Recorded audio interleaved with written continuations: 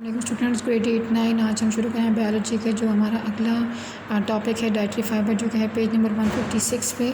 Dietary fibre also known as the roughage, यानी जिसको हम उर्दू में गोदा कहते हैं, किसी भी चीज़ का रफ मटेरियल जो होता है, is the part of the human food that is indigestible. ये डाइजेस्ट नहीं होता, यानी हज़म नहीं होता। It is found only in the plant foods and it moves undigested through the stomach and small intestine and into the colon.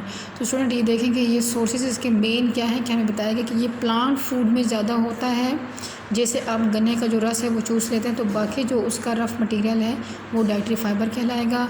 इस तरह से हम जो फ्रूट खाते हैं, तो जूस अगर आप उसको सिंपल लिक्विड की फॉर्म में, तो वो जूस है लेकिन उसमें फाइबर नहीं है। लेकिन अगर आप उसको एज अ होल एप्पल को एज अ होल फ्रूट लेते हैं तो उसका फाइबर भी उसके साथ जाएगा।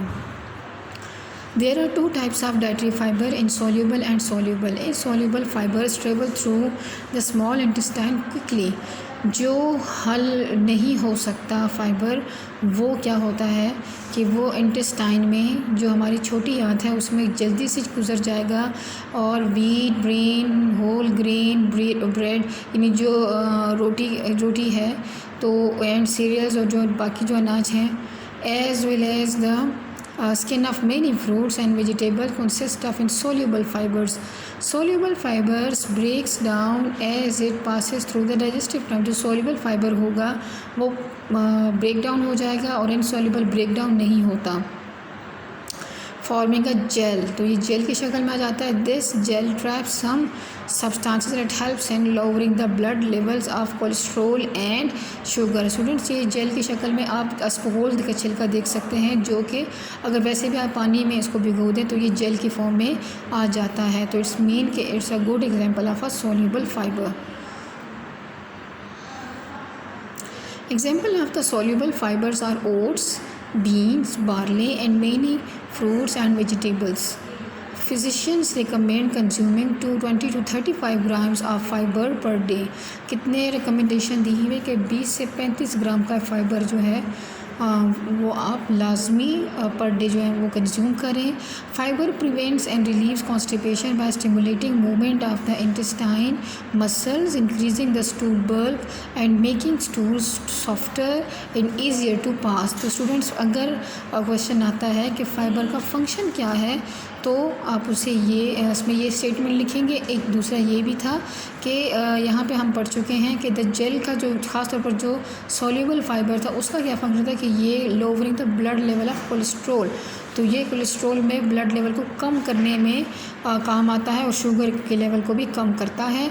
इसके अलावा ओवरऑल जो इसका फंक्शन है, जो दोनों में आप लिख सकते हैं कि वो कॉन्स्टिपेशन को कम करने के लिए इस्तेमाल किया जाता है। जिसमें कॉन्स्टिपेशन कम होती है और जितने भी फूड मटेरियल है वो इंटेस्टाइन के मसल्स को प्रमोट करता है कि वो जो है ना वो मूवमेंट ऑफ फूड उसमें आसानी से हो सके। It controls the weight by creating a feeling of fullness without adding too many calories to the diet. Dietary fiber can also reduce the risk of many other health conditions. For example,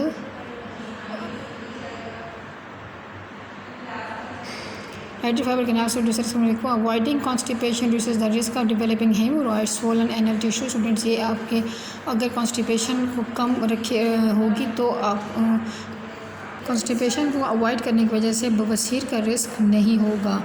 Soluble fiber takes some acids away in the stool and in response the liver draws cholesterol from the blood to make more acid, thus lowering blood cholesterol.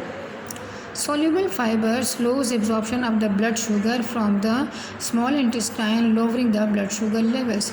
Insoluble fiber minimizes exposure to carcinogens. यानी कैंसरोजेंस का मतलब होता है ऐसे agent जिनसे cancer हो सकता हो। Cancer causing agents that may be in the stool by diluting them and speeding their movement through balls.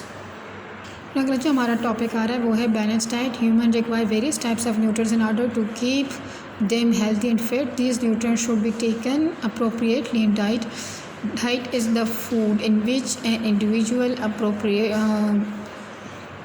और विच इंडिविजुअल लिव्स, तो वो फूड है जिसके ऊपर एक ज़िंदगी या जान रहती है। ए बैलेंस डाइट में be defined as the one who contains, तो स्टूडेंट यहाँ से उसकी डेफिनेशन आ जाती है, which contains all the essential nutrients like carbohydrates, fats, proteins and minerals, vitamins in the correct proportion of for the normal growth and development of the body.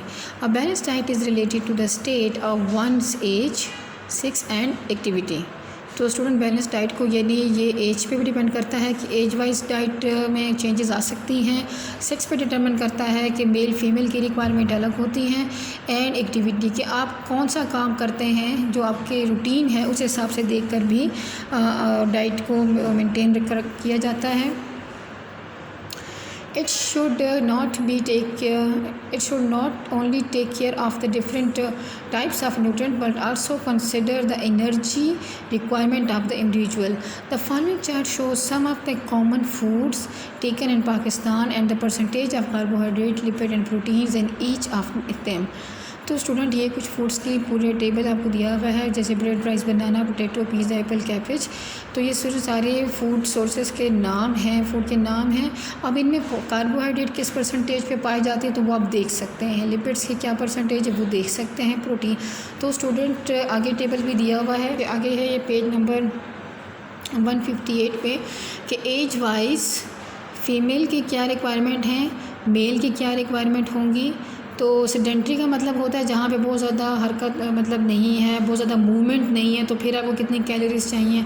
और आप moderately active हैं तो आपको इतनी कैलोरीज चाहिए होंगी। और आप बहुत ही एक्टिव लाइफस्टाइल है आपका, बहुत हिलते जुलते बहुत ज़्यादा हैं, काम बहुत करते हैं, तो आपकी रिक्वायरमेंट कैलोरीज़ की ये होगी।